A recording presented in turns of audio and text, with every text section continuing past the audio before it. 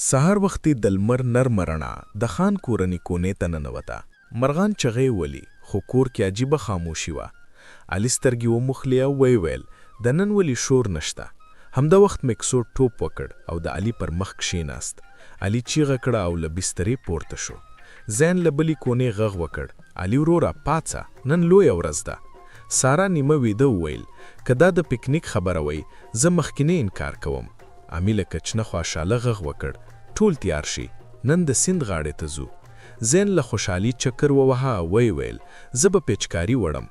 ابو په لاس کې چای نیولی ویل: اندېښنه مه کوئ، نن به هر څه آرام وی. ټولو یو ځای وویل: ابو دا جمله دی پرونم ویلی وه. دوی موټر ته وختل. میکسو سر له کړکۍ بهر ایستلی و. لا له کلي نه وتلی نه و چې ابو ویل: اوهو. امی وپوتل: بیا څه هیر شو؟ ابو ویل: د خوراک بیگ کور کې پاتې شو. علي وخندل او ویل: ابو ته خو هر میشن کې سایډ کویسټ وي. بازار ته ورسیدل. میکسو ټوپ ووهه او د مټایي دکان ته ولاړ. دکاندار چیغه کړه: دا سپیرس ګله وړي.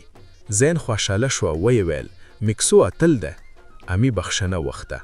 ابو پیسې ورکړې او ټول وخندل. د سیند غاړې ته چې ورسیدل هوا یخه وه او بې آرامې روانې وي. سارا وویل: دا ځای رښتیا هم ښکلی ده. ناڅاپه زین په ابو پیچکاري وویشتله. ابو لږ شیبه غلی شو، بیا یې مسکا وکړه او ویل: ښه نو جګړه ده. ټول یو بل لمده کولو. میکسو سیند ته ټوپ کړ او هر څوک یې لوند کړ. سارا لومړي ځان ساته، خو بیا یې وخندل او ویل: زه هم ګډون کوم.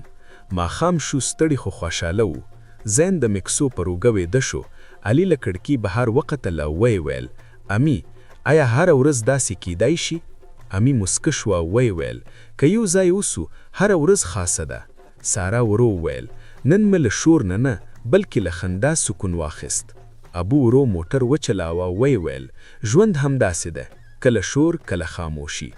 کور ته چې ورسېدل ستوري ځلیدل. امی شیدې تاده کولې. علي په ټوکه وویل: مالګه به پکې نه وي نه؟ ټول وخندل. ابو ویل: زه نن کچن ته نه ځم. همدا وخت میکسو د ابو جراب راوایست او تښتید. ابو ورپسې منډه کړه. زین وخندل او ویل: لوبه بیا شروع شوه. ټول په چارپایو پریوتل. اسمان ته یې کتل. سارا وویل: زمون ژوند لکه کارټون ده. علي وویل: خو ولن پکې نشته. امی وویل: ځکه موږ د یو بل دشمن نه بلکې هیروان یو. زین وی د کیدلو کې وپوتل: سبا څه؟ ابو مسکه شو او ویل: سبا نوی میشن، نوی خندا او نوی کیسه. میکسو غږ وکړ لکه هوه چې وای. او همداسې د خان کورنۍ ژوند روان و، له شرارت سره مینه او له خندا سره یووالی.